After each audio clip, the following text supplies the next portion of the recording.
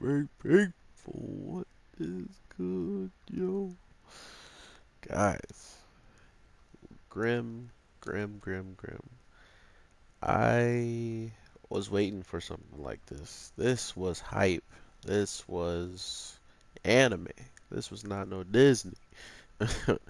um, I feel really bad for the Jabberwock this week. Like, holy crap, man. This guy not only gets slapped, but after getting slapped, he has to hear a talk about friendship and what friendship is all about. Like, bruh, you just beat this man and cut his eyeball in half, and you're trying to talk to him about friendship and why you did it? Like, no, just leave that man alone. um, I mean, I understand why he did what he did in the sense of fighting back and going against whatever Loki was really planning, but we kind of keep continuing this overall not segment, this overall notion that there is some way, somehow, it's the fault of, the people who are fighting against Loki and them. It's their fault that this is even worse than it is, or worse than it should be, type of deal. So it's funny to me that even though they have him saying this repeatedly, they don't care to listen to anything he's got to say. They're trying to save or do what they believe is right, which in return all comes back to what Rena was saying about Loki, and what Loki kind of brought to the table was this whole revenge notion, this whole fact that she straight up wants to kill or at least revenge her family, so she feels better, or that's like her main goal, is to pretty much defeat Loki. So what happens when Loki gets defeated and she feels good about it? Does she then just stop and give up everything? Because I'm pretty sure we've already learned that Loki is just someone who's being as much not manipulated, but he's doing stuff for someone else completely different than himself. So what is making it any different than Reyna when everybody is helping her do something, but she's only really doing this for herself and to beat Loki. Uh, which even when she meets Alice, her idol or whatever, it still kind of feels, like, oh wow, I finally met you, cool. And then it's over. It's like, okay, well, I gotta go and destroy this world now. So I don't know. It's an interesting way of telling this story because, like I said before, a lot of these stories have already been told, and a lot of them aren't leaving out any of the dark details that really come with them.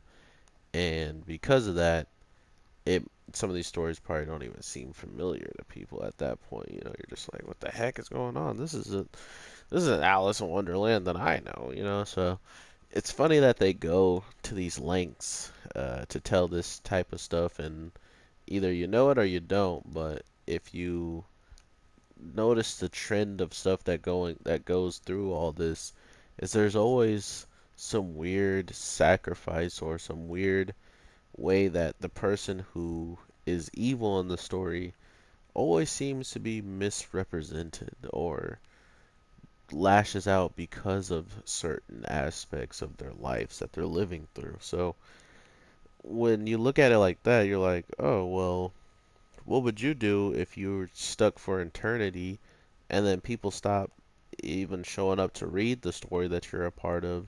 So that way you don't even get to do anything even beyond what you can even do now. So it goes pretty deep meta wise with this whole entire informational uh like bracket of stuff that's stopping or delaying the inevitable for these characters to be able to grow not grow much quicker, but to change their ways. You can't really change if no one's giving you the chance to. Uh, but the other thing that really surprised me throughout this week is the simple fact that a lot of people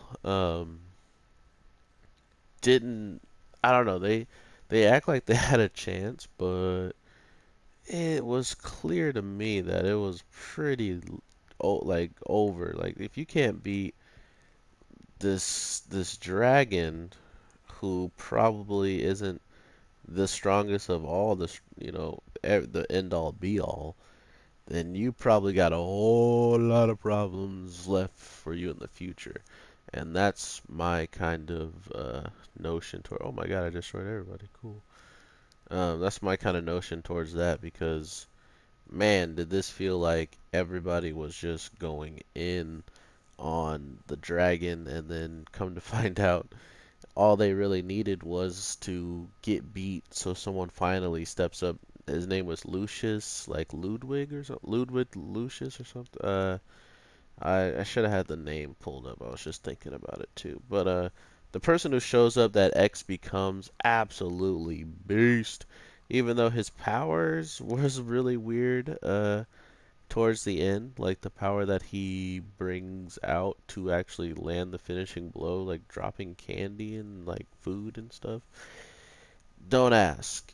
But before he does that, he literally goes over to the Jabberwocky, the black dragon, and just like one shots it the same amount of like he did the same amount of damage to him, but more with just by himself, and the whole team needed to be used just to get like his eyeball, and this man just walks up and just slices down the middle of its forehead. So yeah, he's pretty freaking strong. But overall, I think Grimm ended its season pretty cool, including with the fact that Loki kind of gave us an understanding of how far this show could really go if they wanted it to.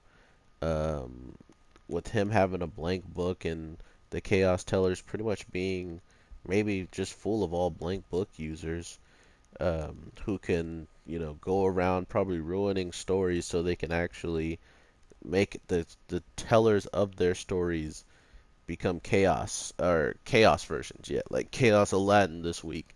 Maybe if they make a whole bunch of them, they'll have a lot better chance of ruling everything with that much power. So, with all that being said, I hope you guys have an amazing day, night, evening, whatever the case it is you're watching this. I'm pretty sure we're gonna have some animes coming out to replace all this stuff. I'm just hoping it's sooner than later, so I have a lot more content to put on the channel. But it looks like a huge break could be coming, or a massive flood of awesome animes could be coming. Either way, I will be ready and I will give you updates if I learn any new information. So, with that being said, I hope you guys have a good one. Peace.